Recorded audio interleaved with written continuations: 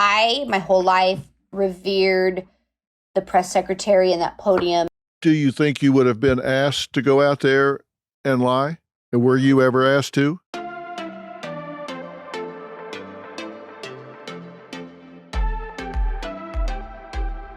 Well, hello, everybody. It's Dr. Phil, which means you're on Fill in the Blanks again. Thank you for being here again. My guest today, you're going to really enjoy. I'm talking to Stephanie Grisham. Now, Stephanie spent years, a lot of people not so long, but Stephanie spent years as a member of Donald Trump's innermost circle and as one of Melania Trump's closest friends. She worked in the White House as Melania's chief of staff, as deputy press secretary and as White House press secretary, helping to shape some of the most important events in Trump's presidency. Now, few people, as I alluded to, have served the Trumps longer or were as close to the family. So what's that mean? Well, it means she has a unique personal perspective on Trump's undeniably chaotic presidency, which she has written into a behind-the-scenes memoir called I'll Take Your Questions Now. She can explain that particular title as we get started.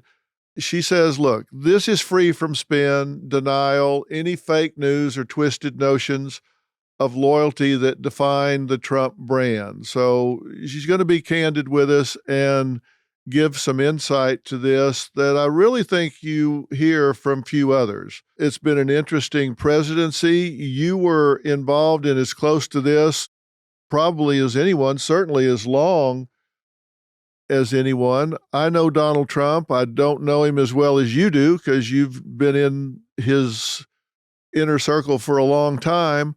Why did you decide to write this book, and why did you decide to write it when you did? Couple things. It's funny when you said that, like, you don't know him as well as I do. I don't think I know him as well as I thought I did or hoped I did. The book I wrote, actually, I resigned on January 6th. I was the first one to resign when the insurrection was happening. And I left. I didn't plan to write a book. In fact, I'd already always told Melania Trump that people who wrote books were disgusting. I hated it, et cetera, et cetera. And then I got a lot of questions about a lot of things. And a lot of things happened to me personally at the end. And I just wanted to put it down. I wanted to put it down for myself, for my kids, for my grandkids, and anyone who would be interested, which I didn't have any notions that people would be interested or believe. You know, people are going to believe what they want to. I've learned that in the last 5 years. But I wrote it for myself. A lot of things happened at the end that really crushed me. And, you know, still to this day, I struggle with loyalty to them. I do, because I was with them for a very long time. Which is why I'm excited to talk to you, because I think you'll have a lot of insights into just kind of the psyche of things. I'm glad that you're bringing that up right at the top, because I know people are often conflicted about this. You knew them, you spent time with them, particularly Melania. Would you say you guys were friends? I thought we were friends. I don't think that I was correct, but I thought we were friends. I cared for her deeply. I was very protective of her. I grew to admire her. I admired her strength and her viewpoints on her husband personally and professionally as president. I thought we were friends, but I'm not sure that she felt the same way, even though I thought she did. I do. Do you feel betrayed by her? At the end. You know, it's funny because there was a story that was done saying by an anonymous source that, you know, she helped me personally and professionally. And I read that and I was like, she did. I agree with that. But I also helped her professionally and personally. And at the end, a lot of things happened that I shared with her. I've got emails about it, texts about it, and she didn't help me. And these weren't just like, hey, people are being mean to me. These were pretty big things. So at the end, I did feel very betrayed by her, yes. What exactly was it that she did that caused you, because you said you felt close to them, you felt loyal to them, you still have a tug of war about that, even with what happened, but you don't feel that you shouldn't have done this or you wouldn't have done it. What happened that gave you permission, gave you license personally with your own moral compass Mhm. to write this book? A couple things. So number one, I want to say I left a lot out in the book. So in terms of being loyal, I still left a lot out, and both of them know that. For me at the end, I went to her specifically over and over about Mark Meadows and some of his staff and some of the things they were trying to do to me, say about me, spread about me, especially leaks, which was just asinine because in 6 years I'd never leaked about them.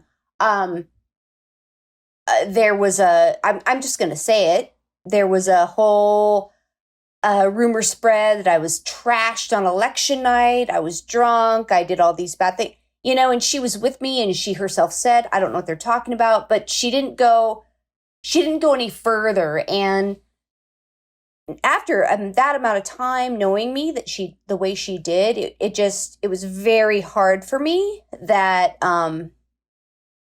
Trump got to choose his chief of staff over a person who had been around since the beginning.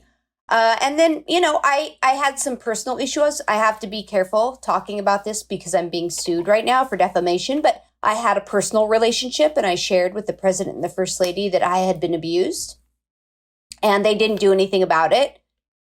And that was really hard for me because at that time I wrongfully, obviously, felt like I was a daughter or at the very least close with them, and they didn't do anything. And that was tough for me.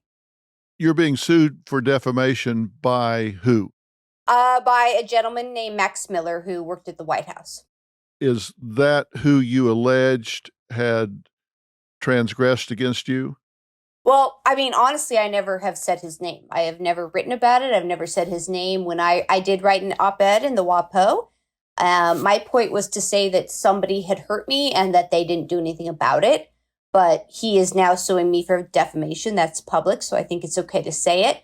And then the president of the United States has backed him for a role in Congress. Saying things about that you were an alcoholic, drug addict, etc. Was any of that true at any time in your life? No, I have had a DUI, which I've explained in my book ad nauseum. But I grew up with an alcoholic parent.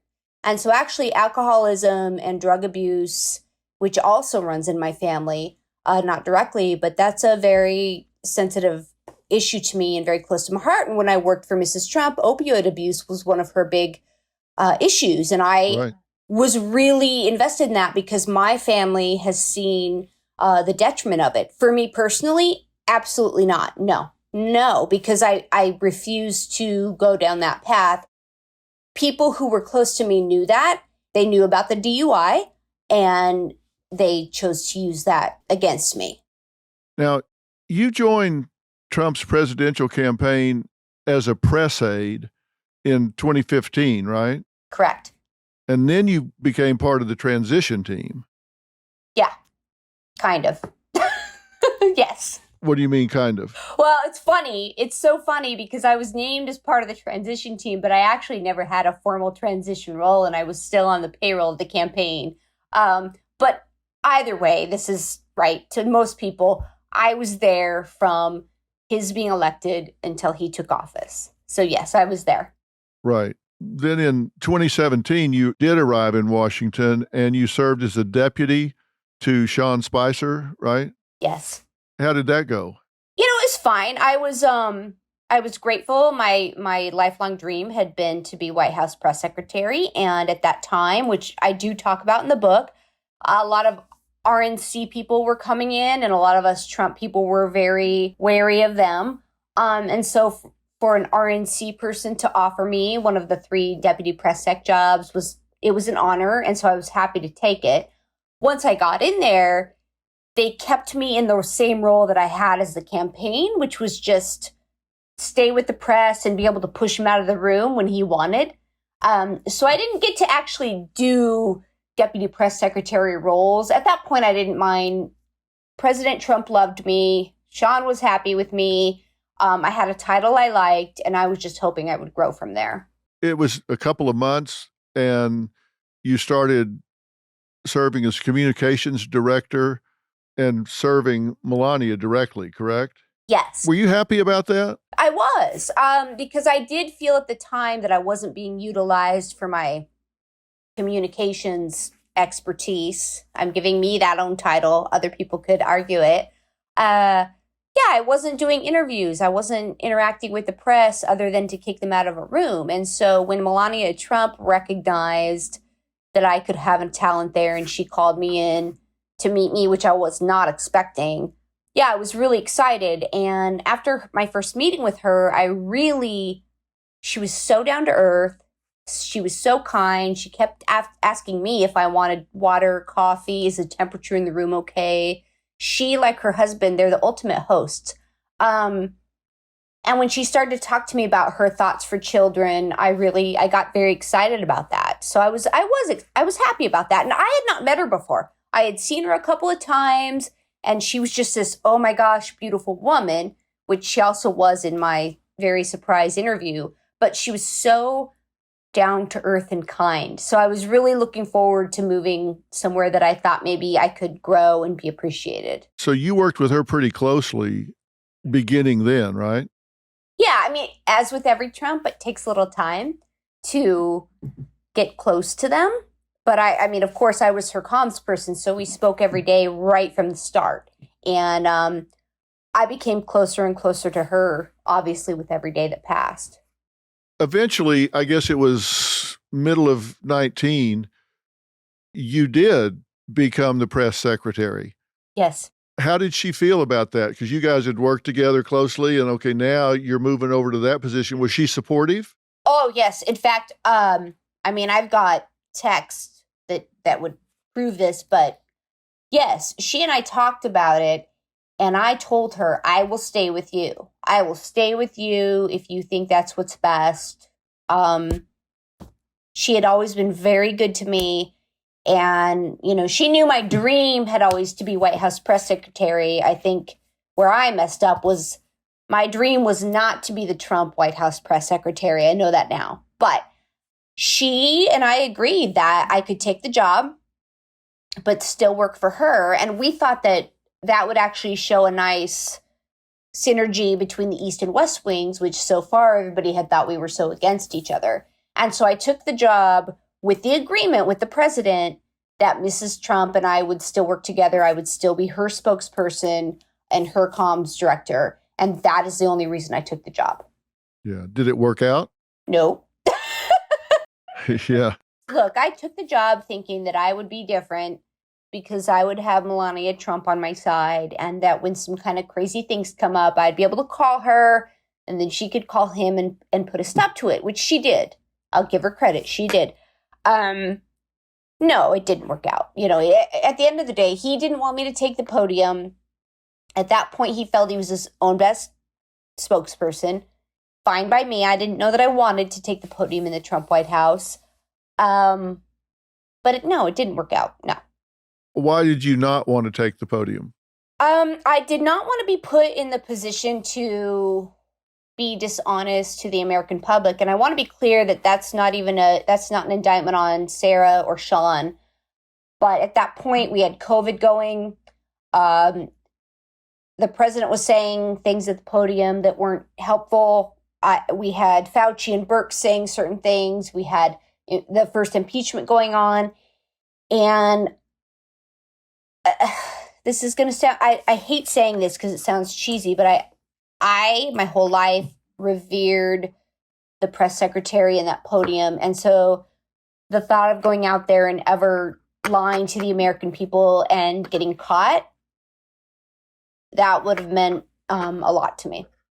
Do you think you would have been asked to go out there and lie? And were you ever asked to? Well, before I took the job, it was agreed I wouldn't take the podium. He had already stopped it. He had already stopped Sarah from taking the podium 6 months prior to me. So she had stopped. We agreed I would not take the podium. Now, I will say, which I write about in my book, he asked me to go out at one point and read the transcripts between himself and Zelensky. And he wanted me to, reenact it on the podium with two different voices, which, number one, if you know me, I can't do an accent for my life.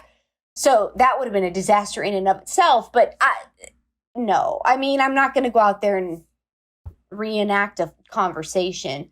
That was the only time he asked me to take the podium. So he wanted you to role play the two parts. Yeah.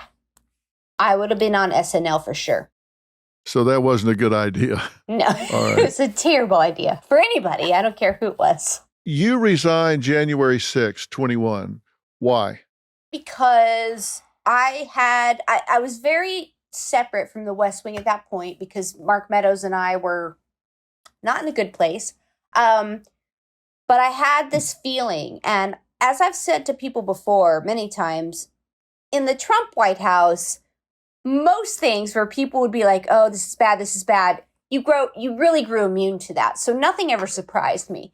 But the day before, the day leading up, I had a bad feeling. And it was nothing that anyone told me. It was just a feeling, I think, after being around them so much and different behaviors.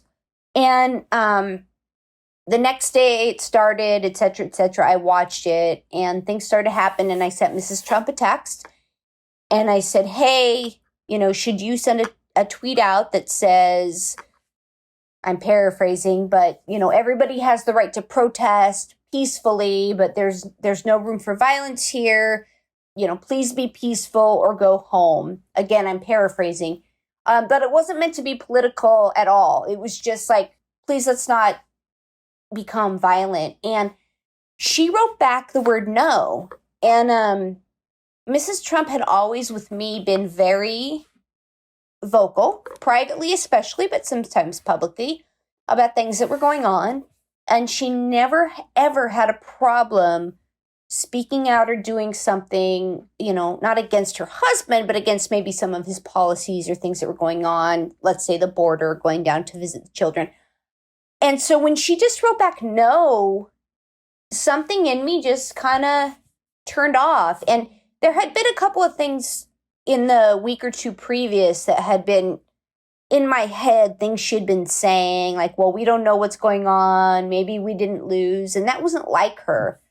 And so I didn't know who had been in the residence or who had been talking to her. But she had always condemned violence. Like, she was the first in our whole administration or group to condemn Charlottesville. And so for her to just say no and not give me any explanation, that was very odd to me because she usually at least explained it. And I write this in my book. At that time, she was upstairs taking pictures of a new carpet that she had helped design and put in the White House. And watching what was happening on the TV, knowing what she was doing and knowing she wouldn't put out even the most benign tweet just calling for peace. I had already been trying to resign for a few months. I've got the emails to prove that. She'd always talked me out of it. And that's just what was like the last straw. And which shouldn't have been the last straw, but that's just that. And so I would say 5-10 minutes later, I sent her an email and I resigned. Well, you say in the book, you sent the text, do you want to tweet that peaceful protest are the right of every American, but there is no place for lawlessness and violence? And you got a one-word response, no. At that point, you said, okay, that's it.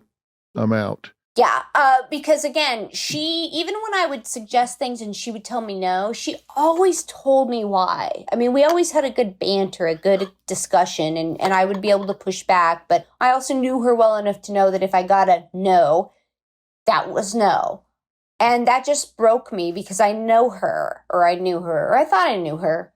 And I thought, how can you be watching what's happening right now and not want to speak out? You're not speaking out against your husband. You're literally speaking for peace. And I just couldn't do it anymore. And again, I had been trying to resign for at least 3-4 months prior to that. So, yeah. In talking about him, President Trump himself, you said his temper was terrifying and it could be directed at anyone, whether he or she deserved it or not. Yeah. Say more about that. What do you mean? Okay. I grew up with a stepfather who had a really horrible temper, and he was very abusive in many, many ways to me, which I won't go into. But as I've had time to reflect after my book, especially, I think for me personally, that is where that statement came from. This man, and I do write about this in the book, it was like a cycle of abuse, right? Like, you could walk in and he would literally be like, Stephanie, my beautiful Stephanie, you did amazing on TV today. And he would be so happy with you and you would feel so good and we would joke around. And then I remember when I think I was the first person maybe in the country to have perhaps gotten COVID, because it was with Bolsonaro, the Brazilian president who first came out with it, his press secretary, and I had just been with him at Mar-a-Lago. So I was quarantined for like 3 weeks and I was really sick. And at one point the president called me and I answered and talked to him, of course. And he was like, oh, honey, you sound like you need to stay home, take care of yourself, feel better. You sound awful. Fast forward 2 weeks and I came back, but I was still trying to kind of keep my distance because he's such a germaphobe, but I did get summoned to the Oval. So I walked into the Oval. He was in his dining room and I walked to the door and he was like, stop. And he wouldn't let me come in any further. So I stood in the doorway and we talked about whatever we talked about. And one of the White House lawyers gave him an answer he didn't like. And it just erupted. I mean, he was in a fine mood and he didn't get an answer he liked. And so he erupted, as I said. And then he turned to me and can I curse on your show or no? Sure. Okay. Say what was said. Okay. He turned to me and he goes, and you, where the have you been? You're my only PR person who's nowhere to be found. I didn't know who to call. I didn't know what to do. Where the have you been?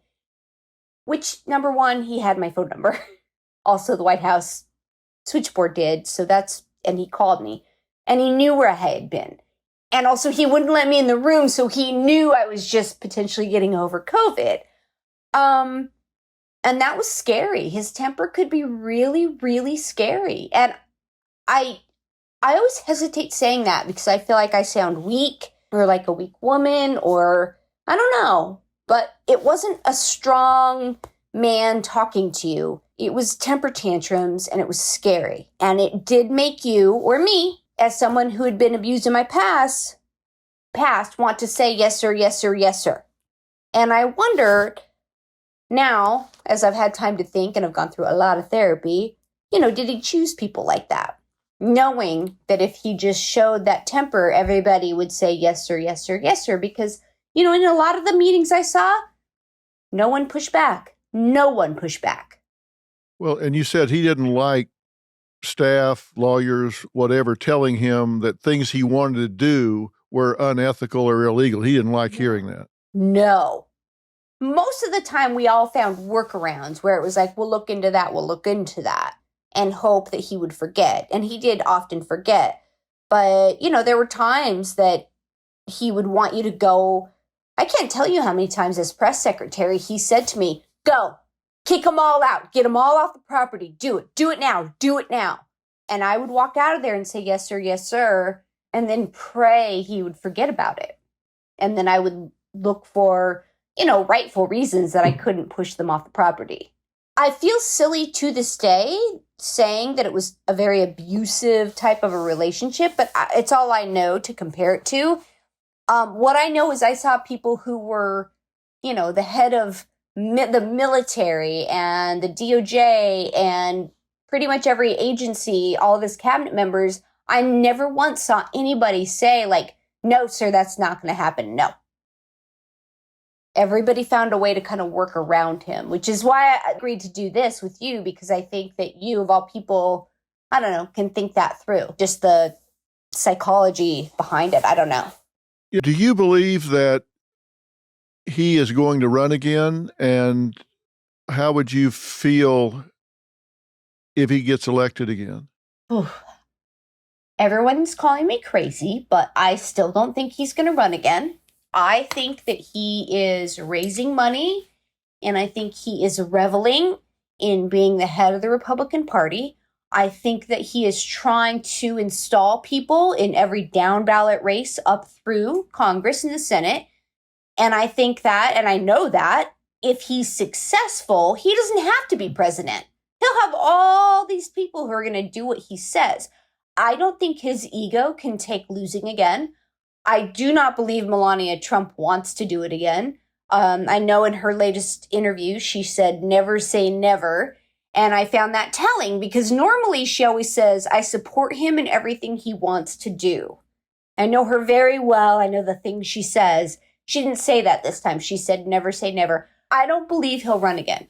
I could be wrong, but I just don't think his ego can take losing. And I do believe that he is placing people in so many spots that he knows he can continue to be powerful. So you think he would not run for fear of losing? Yeah, correct. And in the meantime, look, he's raising tons of money. He is still the leader of the Republican Party. Everybody is looking to him, kissing his ass, going to Mar-a-Lago. And the people who are getting in will completely do what he says, even if he's not the next president. And at first, I gotta tell you, the whole notion of like putting him in as Speaker of the House, at first I heard that, I was like, that is nuts. I'm not even gonna entertain it. I'm starting to weirdly entertain it based on the people that, he's backing in Congress and who could win. Some of the things that you've said, and you've made it clear that these are your opinions. Yes. But because of his admiration of some of these dictators, I know you said on The View that he admires them and that you think he might want to be able to just kill whoever spoke out against him. If he got in again and didn't have to worry about getting reelected, so wasn't worried about the future, not that he would start killing people, but he might be a little less accountable for what he did policy-wise and going forward. Do you think that worries the RNC?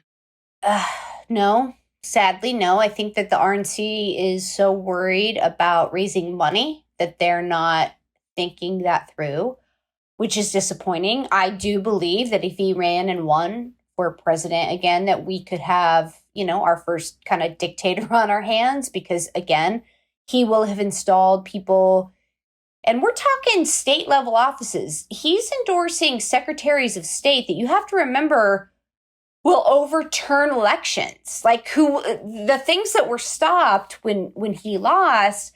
There are people I can point to Arizona right now. There's somebody running for Secretary of State, Mark Finchem, and running for governor, Carrie Lake. They have both said openly that they will decertify the election. It was stolen. So, even if he doesn't win, you know what? Now that I'm talking this through with you, I think that he's probably waiting to see who gets put in. And if he were to become president again, and he's got all these extremists in office, what's to stop him? And think about what could happen. There will be no guardrails, and it will be revenge. It will be all revenge. I just don't think that it will be about our country. It'll be about exacting revenge. And as you know, a president is 2 terms. So he's not going to have to worry about reelection. I remember specifically when I worked at the White House, he would have some ideas and people would say to him, sir, that's a 2nd term idea, meaning 2nd term won't matter. We're not running for reelection. I think it will be chaos. I do. If they continue to harass you, if they are following your family, if they're doing these things, what do you think will come of that? Do you think this will blow over and you'll go on with your life, or do you think there'll be something that comes of it? No, I mean, I'm going on with my life now. They've already tried to shop stories about me, and I've been able to show what the actual facts are. Every bad thing about me in the world is out there. So, unless they do anything that endangers my children, it's fine. I've got nothing to hide. So it is what it is. Yeah. So what's next on the horizon for you?